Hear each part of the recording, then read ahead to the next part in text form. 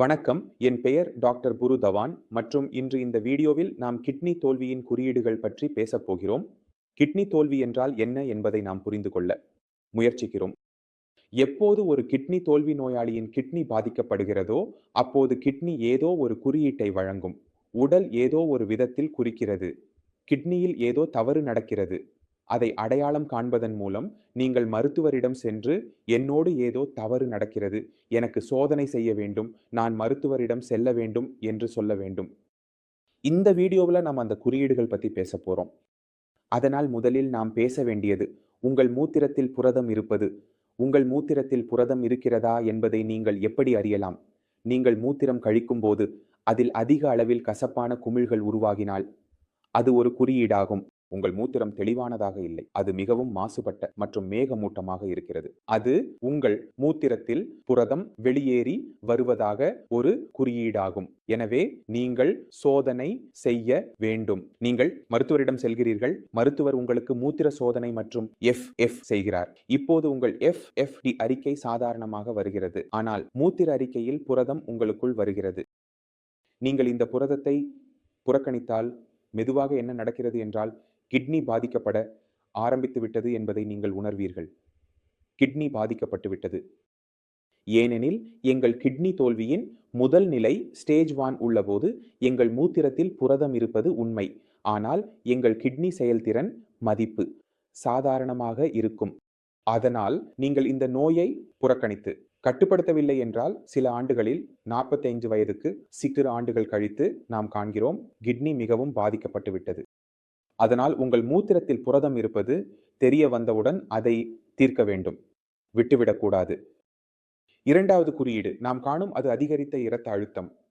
இப்போது எப்போது ஒருவரின் இரத்த அழுத்தம் அதிகரிக்கிறதோ அவரின் உடலில் என்ன குறியீடுகள் உருவாகின்றன? அது முதலில் உருவாகும். அது ஹெடிக்.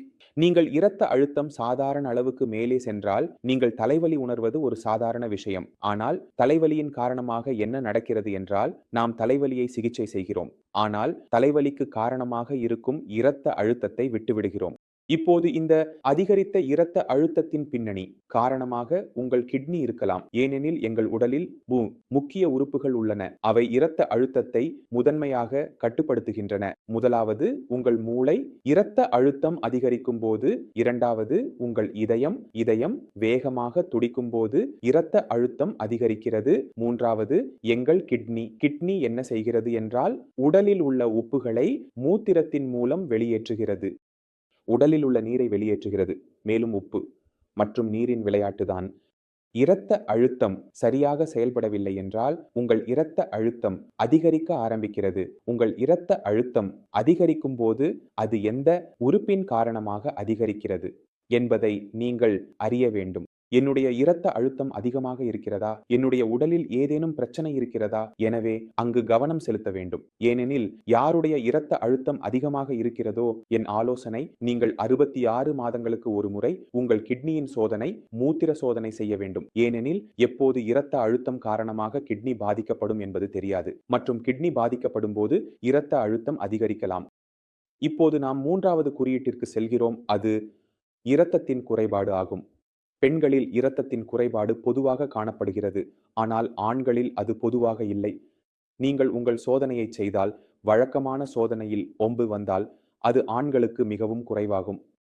இப்போது எப்போது 8இல் ஹெமோகுளோபின் 9ஆக வருகிறது? அதன் பின்னணி காரணங்களை நாங்கள் யோசிக்கிறோம். இரத்தம் குறைவாக இருக்கலாம். அது இரத்தத்தில் உள்ள புரதத்தின் குறைபாடு காரணமாக இருக்கலாம், அல்லது எனது உணவில் குறைபாடு இருக்கலாம். இதனால் இரத்தம் உருவாக முடியவில்லை. இந்த குறியீட்டை நாங்கள் அழுத்துவோம். நான் மாதுளை சாப்பிடுவேன். எனது ஹெமோகுளோபின் முழுமையாக ஆகிவிடும் மற்றும் கொஞ்சம் கொஞ்சமாக அது ஆகிவிடுகிறது.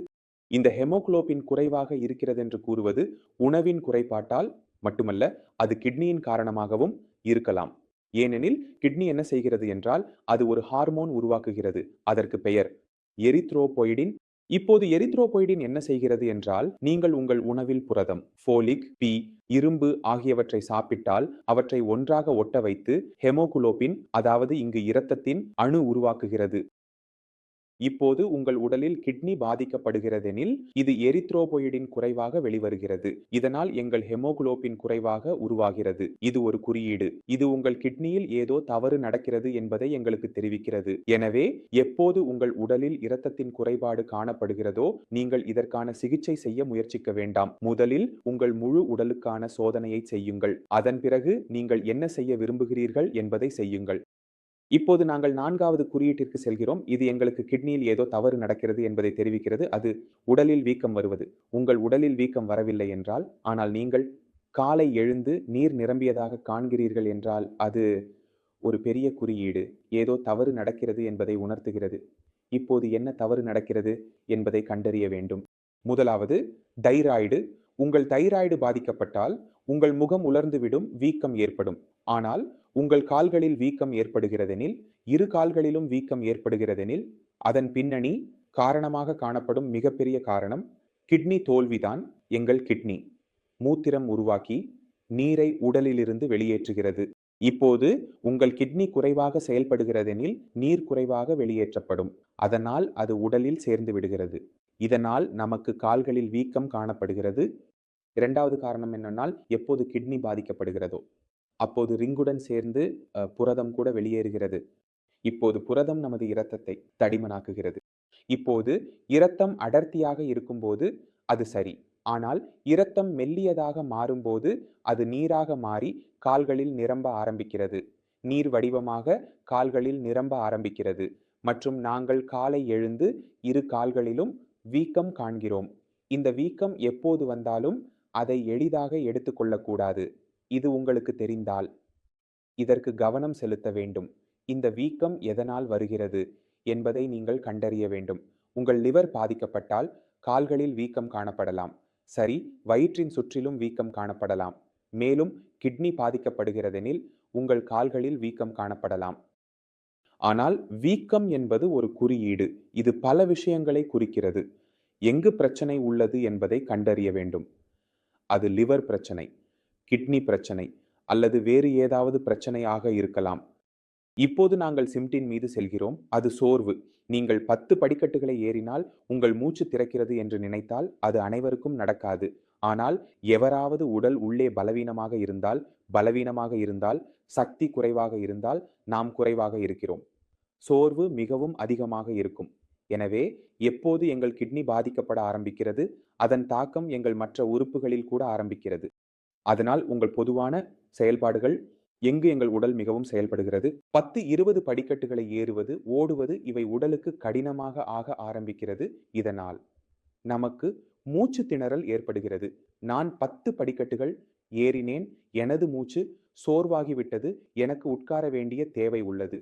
இந்த சோர்வு இதை எப்போதும் மல்டிவிட்டமின் எடுத்து அழிக்கக்கூடாது. நீங்கள் எப்போது உங்கள் உடல் மிகவும் அதிகமாக சோர்வாகி வருகிறது என்று உணர்ந்தால் நீங்கள் ஒருமுறை உங்கள் முழு உடலுக்கான சோதனையை செய்ய வேண்டும். இதனால் சோர்வின் பின்னணி காரணம் என்ன என்பதை புரிந்து கொள்ளலாம். தீ என்பது காரணமல்ல. முருகவிகின் பிரச்சனை இல்லை. லிவரில் ஏதேனும் பிரச்சனை இருக்கிறதா, கிட்னி சரியாக செயல்படுகிறதா அல்லது செயல்படவில்லை. நீங்கள் இந்த சிறிய சிறிய குறியீடுகளை சரியான நடவடிக்கை எடுப்பதன் மூலம் உங்கள் கிட்னி பாதிக்கப்படுவதற்கு முன்பே அதை தடுப்பதற்கான வாய்ப்பு உண்டு. ஏனெனில் நான் உங்களுக்கு கூறிய இந்த குறியீடுகள் மிகவும் பொதுவாக உள்ளன. ஒவ்வொரு 2வது மனிதனிலும் காணப்படுகின்றன. நோய்கள் அந்த குறியீடுகளை அழுத்தும் மக்களிடையே வளர்கின்றன. அதனால் உங்கள் உடல் எந்த பெரிய நோய்க்கு முன்னதாகவே சிறிய சிறிய குறியீடுகளை வழங்கும் என்பதை நீங்கள் புரிந்து கொள்ள வேண்டும். அந்த சிறிய சிறிய குறியீடுகளை நீங்கள் எடுத்துக்கொள்ள வேண்டும். நீங்கள் அதில் வேலை செய்ய வேண்டும். நீங்கள் தனியாக செய்யலாம். ஆனால் மருத்துவரின் உதவியை பெறுங்கள். ஆனால் நோயை பற்றிய தகவல்களை பெறுங்கள். ஆனால் நான் நம்புகிறேன் இந்த வீடியோவிலிருந்து நீங்கள் உங்கள் உடல் வழங்கும் குறியீடுகள் குறித்து நிறைய புரிந்து கொண்டிருப்பீர்கள். அவை எப்போது பாதிக்கப்படுகிறதென்று. அதற்கு பிறகும் உங்கள் மனதில் எந்த ஒரு மருத்துவரிடம் ஏதாவது கேள்வி கேட்க விரும்பினால் மிகவும் குறைவாக உள்ளது. நாங்கள் மருத்துவரின் முழு குழுவுடன் பேசலாம். இதோ நீங்கள் நடக்க அனுமதி கேட்கிறேன். அப்போது வீடியோவில் சந்திப்போம். அப்போது வரை வணக்கம்.